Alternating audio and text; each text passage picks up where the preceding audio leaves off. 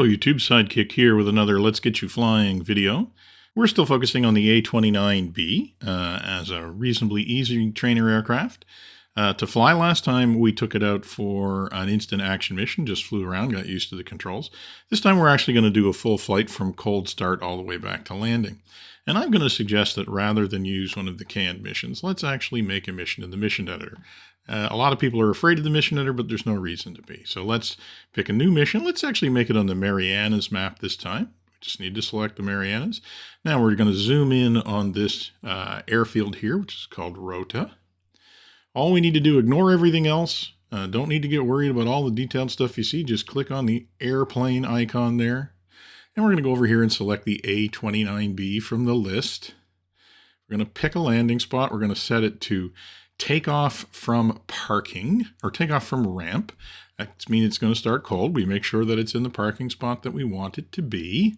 And then we're going to select player to make sure that we're actually flying the aircraft. That's all we have to do to set up a mission in DCS. It's not that hard. It's nothing to be afraid of. You should give it a try. We do need to save it and give it a name. Just going to call it A-29 First Mission Cold Start. And we're going to jump into the sim. Okay, so here we are ready to start. The aircraft is cold and dark, so we need to start it up. So the first procedure with the A-29 is to actually turn a bunch of things off before we turn the batteries on, so we don't run the batteries down. Now in classic fashion, the way the airplane starts is usually the electrical and power is on the right-hand side. So we start on the right, we're going to flip on the battery and the generator. We got one of our multifunction displays up. Turn them both on. Check the avionics master to make sure the other one comes on, but we're not going to have it running while we're starting the engine. So now the action switches over here to the left-hand side, which is often typical of these kinds of aircraft. Your power is basically on the left. So we're going to take the throttle out of its first detent. Then we're going to come back over here. We're going to make sure our fuel boost pumps are on. And now we're just about ready to start the aircraft. Let's see, anything else we have forgotten before we press the starter? Yes, we need to put our beacon light on to announce to the world that we are about to start. Need to look up, clear prop, and we're ready to press the starter. Which we flip up, and we look up to admire our handiwork. Prop starts turning. We're going to watch that NG% number on our engine instruments. And just watch it climbing up there.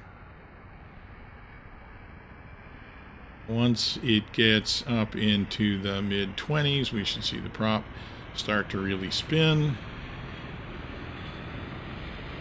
Getting some warning lights going off. Continuing to rise. So I think we've got a good start now. And we're up into the 40%. And once that turns green at somewhere around 60, above 60, there, 65, got a green, we're going to close the canopy, and we're going to take the throttle out of detent. We'll notice that the starter has flipped back to off, so we seem to have a successful engine start. We've still got a couple of warning lights. Those are the pitot heat lights.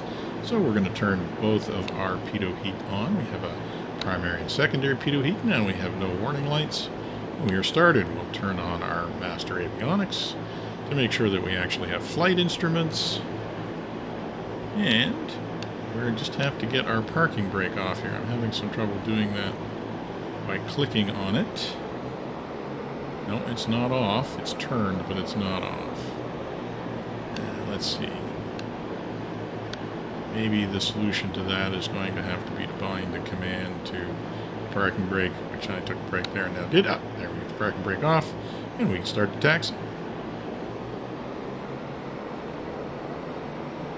So that is really all there is to cold starting the A-29B. I'm going to taxi out here to the runway and hang left, but I'm going to have to taxi all the way down to the far end of the runway so we can take off to the east to begin our flight. Probably won't bother going through the entire taxi sequence. I just do want to say a little bit about the mission editor while we have a chance here. I really do think that getting comfortable with using the mission editor is an important thing to do when you're learning DCS. A lot of people are intimidated by it, but I think, as you just saw, it really is pretty easy to just get an airplane down somewhere and get flying. And it really gives you the flexibility to go and do whatever you want, wherever you want, pretty much however you want. And I think that's an important thing when you're learning to fly. You can basically make up whatever scenario you want to. And you don't have to be constrained by something somebody else has done that they think is the right thing to do. So I would encourage you to use the mission editor, kind of like the world map in Microsoft Flight Simulator, if you're familiar with that program, just as a way of flying wherever you want to and setting up the scenarios that you like. I do have a bunch of videos on how to use the mission editor in a bit more detail if you're interested in that, but for now let's just finish taxiing and let's go for a flight. Okay, here we are in the cockpit. We're all turned around, we're lined up on the runway, just doing some final checks here. I'm getting some, pulling some trim back. I like about a notch of trim, adding power. So yes, a little bit, about a notch of back trim means you probably won't have to use any stick pressure at all to take off. We'll release the brakes when we get up to 100% power. Now it's just a matter of using our feet to stay in the middle of the runway.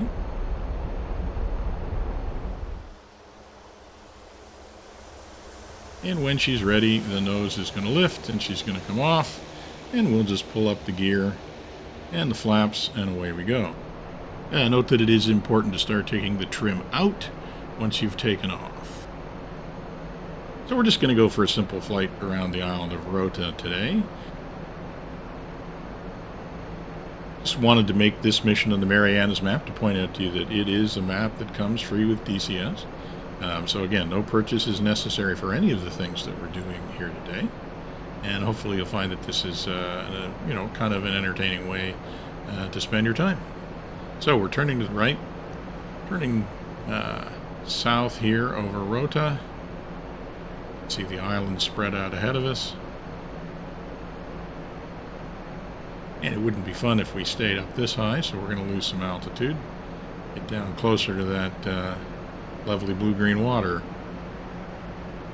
Of course, the Marianas are famous historically, particularly for the part that they played in the Second World War.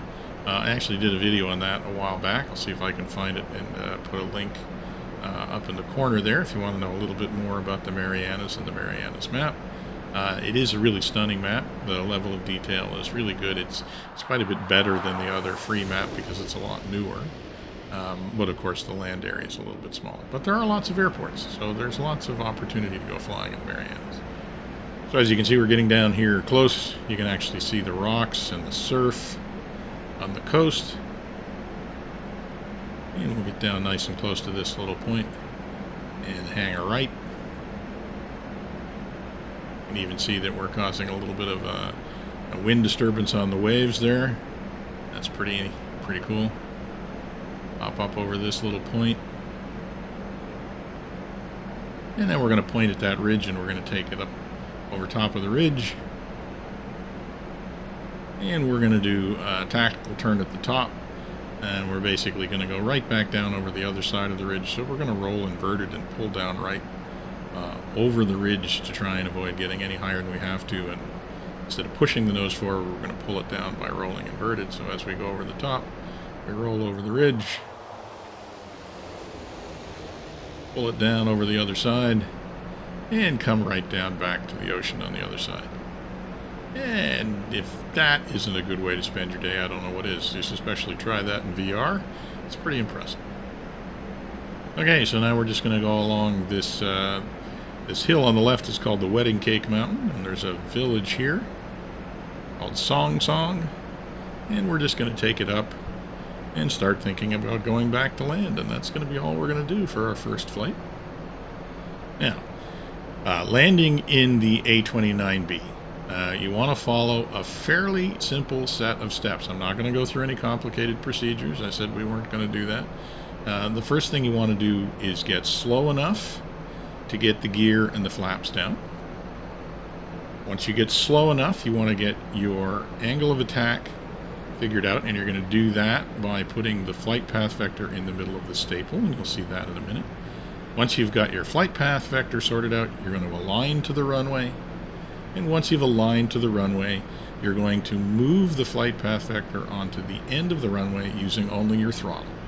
So once you get the flight path vector in the staple and you get the plane aligned with the runway, you're not going to need to use the stick any more other than to stay stable, and you're going to do all of the flying with your power.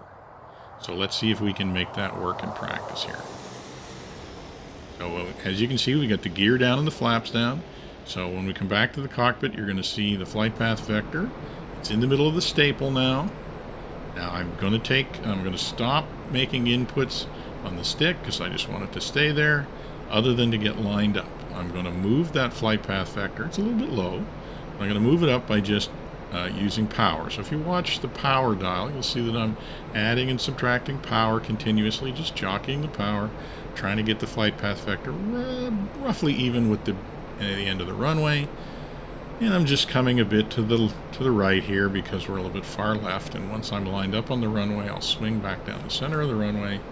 And after that, it's just a matter of jockeying the power to keep that flight path vector where we want it. It's a little bit low. We're going to need to add a bit of power. Now, it does take a little while to respond, so you have to be patient and let your inputs have an effect. If you don't, you'll end up chasing your tail a little bit, and that will be bad. Here we go. We're going to try and keep it right about there. We're lined up. We want the flight path vector right at the beginning of the runway. Right at the beginning, right there is good.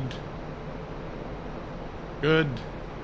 Looking good. And as we cross the threshold, we're going to cut the power, and we're going to flare a little bit for a nice, easy touchdown. And there it is. We are safe and home on our very first flight in the A-29B. That's all there is to it, folks.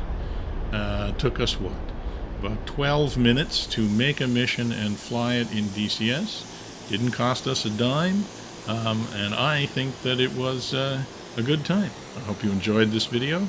I hope you try making your own missions, and I hope that you are enjoying flying in DCS. For now, this is going to be Sidekick, signing off.